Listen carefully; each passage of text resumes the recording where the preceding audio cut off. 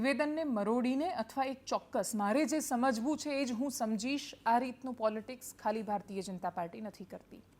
હકીકત એ છે કે ગુજરાતમાં કોંગ્રેસે પણ એ જ દિશામાં પોલિટિક્સ કર્યું.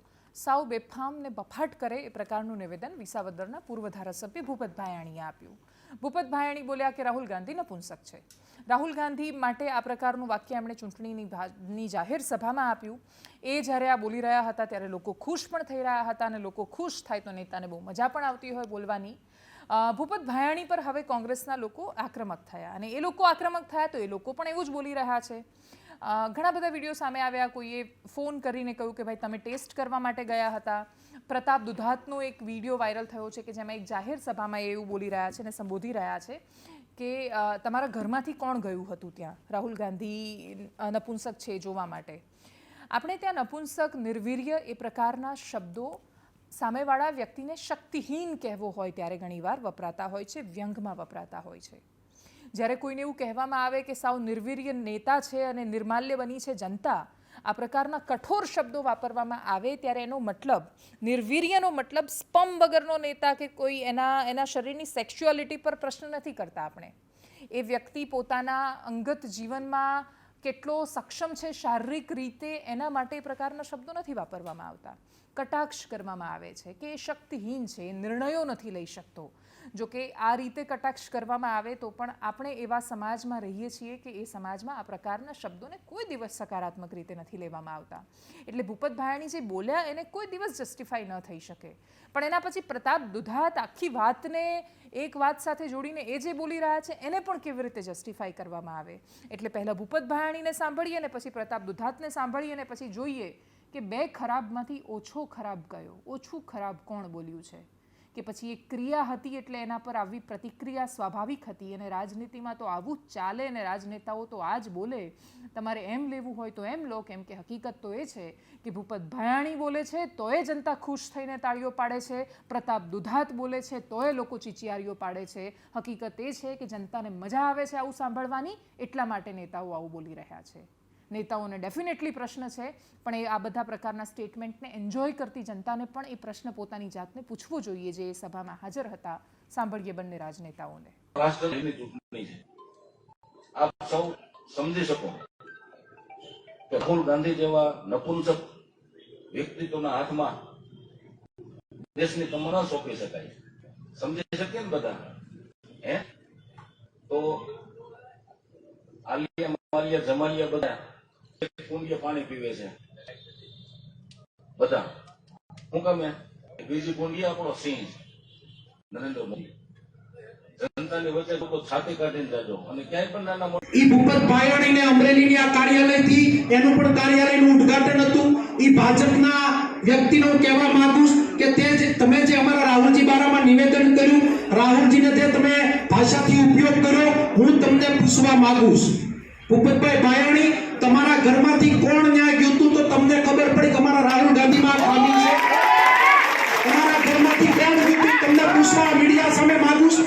ભારતીય જનતા પાર્ટી ભાન ભૂલીશ, ભારતીય જનતા પાર્ટી મજા આવેલી વાત કરે, ભારતીય જનતા પાર્ટી એવી સમજતી હોય કે કોંગ્રેસ ખતમ થઈ ગઈ, આવે મારી આ કાર્યાલયના ઉદ્ઘાટનમાં મારા કાર્યકરો બતાવે, કાર્યકરોની સંખ્યા બતાવે કે ભાજપનું ચૂંટણી ફોર્મની અંદર ભાડુથી સુરતના આવેલા માલધારીઓ કે મોટા મોટા માલતુરા જે પૈસા પાત્ર ગાડીઓ લઈને આવ્યા હતા ત્યારે મારો ગામડાનો ગરીબ ખેડૂત મધ્યમ વર્ગ આ ભાજપને અહીંયા અમરેલીમાં ભરી પીવાનો, ભાજપને વળતો જવાબ આપવાનો.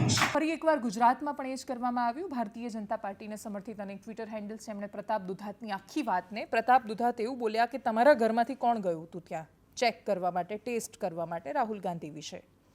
તો એ રીતે લખવામાં આવ્યું કે પ્રતાપ દુધાત એવું બોલી રહ્યા છે કે તમારા ઘરની મમ્મી અને બહેનને ત્યાં મોકલો રાહુલ ગાંધી પાસે ચેક કરવા માટે. એનાથી કોઈ હિન્દીમાં તો અલગ જ ટ્રાન્સલેટ કર્યું. હિન્દીમાં એવું લખ્યું કે પ્રતાપ દુધાત એવું કહેવા માંગે છે કે તમારા મમ્મી અને બહેનને રાહુલ ગાંધી જોડે મોકલો તો ખબર પડશે કે શું સ્થિતિ છે. હવે મમ્મી કે બેન એવું પ્રતાપ દુધાત પોતાની સ્પીચમાં નથી બોલ્યા. એ સ્પીચનો તમે ટુકડો મૂકી રહ્યા છો અને ઉપર એ વાતને જોડી રહ્યા છો. એટલે ટૂંકમાં નેતાને જે બોલવું હોય એ બોલે. તમે જો થોડું પણ સંવેદનશીલ અને વાંધાજનક બોલો છો તો સામેવાળો એને ચૂંટણીનો મુદ્દો બનાવશે અને એ બની રહ્યો છે. ભૂપત ભાયાણી બોલ્યા એનો મુદ્દો કોંગ્રેસે બનાવ્યો, કોંગ્રેસ બોલ્યો એનો મુદ્દો હવે ભાજપ બનાવી રહ્યું છે. ટૂંકમાં મુદ્દા આ જ છે. ભૂપત ભાયાણીની પાસે એ જવાબ કેમ નથી કે જો વાત જેની પાસે શક્તિ ન હોય ને તાકાતથી લડી ન શકે એવા નેતા માટે તમે આ પ્રકારના શબ્દો વાપરી રહ્યા છો, તો એ શબ્દ વિસાવદરની જનતા તમારા માટે કેમ ન વાપરે? તમને તો 5 વર્ષ માટે મોકલ્યા હતા ને શાસન કરવા માટે. તમે ભાગ્યા છો મોઢું બતાવીને, છુપાવીને. તો વિસાવદરની જનતા તમને કેમ પ્રશ્ન ન કરે? વિસાવદરની જનતાએ હર્ષદ રીબડિયાને પ્રશ્ન કેમ ન કરે? ધૂળની ડમરીઓ ઉડે એવા રસ્તા છે, ત્યાંના ખેડૂતોની હાલત કફોડી છે. એની આજુબાજુના વિસ્તારોમાં બાગાયતી ખેતી કરતા ખેડૂતની હાલત ખરાબ છે. એ લોકોને જઈને મોઢું બતાવો ને પછી પૂછજો તમને. અને તમારા માટે જો એ આ શબ્દો ન વાપરે કે જે તમે રાહુલ ગાંધી માટે વાપરી રહ્યા છો, તો રાજનીતિ અલગ પ્રકારની કરવાની શરૂ કરજો. હકીકત એ છે કે જે નેતાઓ બેફામ બોલતા હોય છે, નેતાઓની પાસે જવાબ હોય છે કે એમની જનતાના મુદ્દા શું છે. વિસાવદરમાં લોકોને જઈને પૂછ્યું કે એમને જોઈએ શું છે. પ્રતાપ દુધાત સાવરકુંડલામાં જઈને પૂછે કે શું જરૂરિયાત છે. હેલ્ધી કોમ્પિટિશનના નામે આપણે ત્યાં મજાક થાય છે. અમે એક શો શરૂ કર્યો કે જેમાં અમે હિસાબ કિતાબ કે નેતાને બસ ખાલી એક પ્રશ્ન પૂછવાનો. નવા નેતા હોય, પહેલી વાર ચૂંટણી લડી રહ્યા હોય, તો અમને સિમ્પલ ખાલી કે અમને 1.5 મિનિટમાં વિઝન સમજાવો કે તમે શું કરવા માંગો છો 5 વર્ષમાં. આરોપ પ્રત્યારોપ બધું બરાબર છે, એની જગ્યાએ ભાષણો તમારા બધું બરાબર છે, પોલિટિકલી એના પર વોટ લો. કરવા શું માંગો છો 5 વર્ષમાં? 2029માં ફરી એકવાર અમે જ્યારે રિપોર્ટિંગ કરવા માટે આ રીતે નીકળીશું ગામડાઓમાં, તો જોવા શું આવીએ?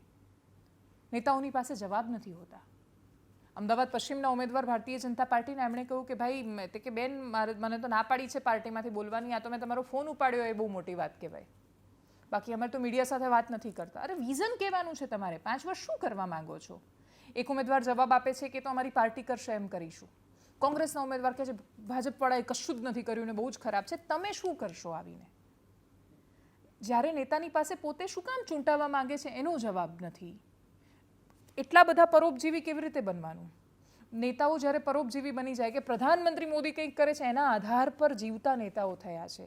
આ પરોપજીવી નેતાઓ છે એ પોતાના ક્ષેત્રનો કયો વિકાસ કરવાના?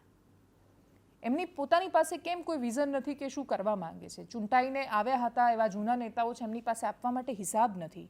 એ લોકો કહી રહ્યા છે કેન્દ્ર સરકારે યોજના લાગુ કરીને અમે એને જે આપી હતી એને લાગુ કરવાની કોશિશ કરી. બહુ સરસ, સાંસદના ભાગમાં મોટા ભાગે એ આવે છે. પણ એના સિવાય તમે શું જાતે ઇનિશિયેટિવ લઈને કામ કરાવવાનો ટ્રાય કર્યો? કોશિશ કરી, થયા નહીં, છોડી દો. રજૂઆત કરી તમે? દેશની સંસદમાં ઉઠાવેલા પ્રશ્નો જોઈએ છીએ ત્યારે એવું થાય છે કે આ નેતાઓ ચૂંટણી આમ જ લડી નાખે છે. આ જાતિનો છે, આ ધર્મનો છે, તમે આ ચૂંટણી એક કાલ્પનિક ડરની દુનિયામાં બંને પક્ષના નેતાઓ ઊભા રાખે છે. બધાને એ માહોલ બનાવીને રાખે છે. 2022ની ચૂંટણીમાં મને યાદ છે પાટણમાં ચંદનજી ઠાકોર જે તે સમયે પ્રચાર કરતા હતા ત્યારે એમણે કહ્યું હતું મુસલમાનોને કે આ તો અમે છીએ ને અમે હતા એટલે તમે ટકેલા છો, બાકી આ ભાજપવાળા તમને હાલત ખરાબ કરી નાખે. ભારતીય જનતા પાર્ટી ખરેખર મુસલમાનોની હાલત ખરાબ કરી નાખે એ પ્રકારનો મેસેજ ચંદનજી પહોંચાડવા માંગે છે. તો જવાબ આપે છે. અમે ગઈકાલે પણ વાત કરી હતી કેવી રીતે યુપીએસસીમાં અત્યાર સુધીના સૌથી વધારે મુસ્લિમ ટોપર્સ આવ્યા. ભારતીય જનતા પાર્ટી કહે છે કે અમે છીએ એટલે હિન્દુ સુરક્ષિત છે, બાકી કોંગ્રેસે તો બધું એ કરી નાખ્યું હોત. અને એટલા જ માટે કાલ્પનિક ડરમાં જીવાડવાની જે કોશિશ થાય છે એ ચૂંટણીના મુદ્દાને ભટકાવી દે છે. ચૂંટણીનો મુદ્દો ધર્મ, એની આજુબાજુ લેવાયેલા નિર્ણયો, આર્ટિકલ 370 કે રામ મંદિર હોવા જ, એમાં કશું જ ખોટું નથી એ હોવાના. એ ભાવનાત્મક મુદ્દાઓ છે અને દેશ ઇમોશનલી વોટ કરે છે. આ દેશ એ પ્રકારનો દેશ છે કે જ્યાં મુદ્દાઓ મેટર કરે છે. અમેરિકામાં કેમ શરણાર્થીઓનો મુદ્દો નથી મહત્વનો હોતો?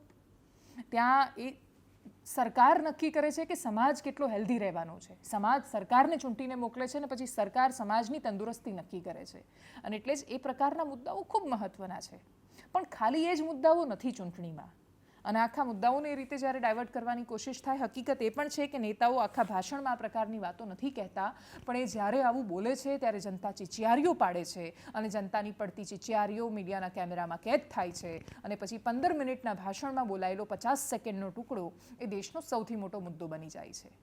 અને એટલે જ આપણું દુર્ભાગ્ય પણ એ છે કે પ્રધાનમંત્રીએ રાજસ્થાનમાં જે ભાષણ કર્યું એમાં એ ખાસ્સું બધું બોલ્યા, પણ એ હિન્દુ મુસલમાન પર જે 40 સેકન્ડ બોલ્યા એ સૌથી વધારે ચર્ચાનો વિષય રહ્યું. પ્રિયંકા ગાંધી ચૂંટણીમાં ઘણું બધું ગણાવતા હોય છે, પણ મારી માએ પોતાના મંગળસૂત્રની કુરબાની આપી છે એ બોલે છે એ સૌથી મોટો પ્રશ્ન બને છે.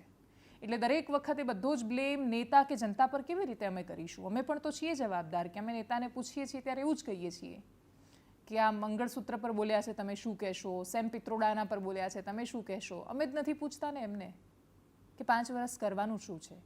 પૂછવાનો પ્રયાસ કરીએ છીએ તો આવા જવાબો મળે છે. એટલે કમનસીબી એક બાજુથી નથી. ખેર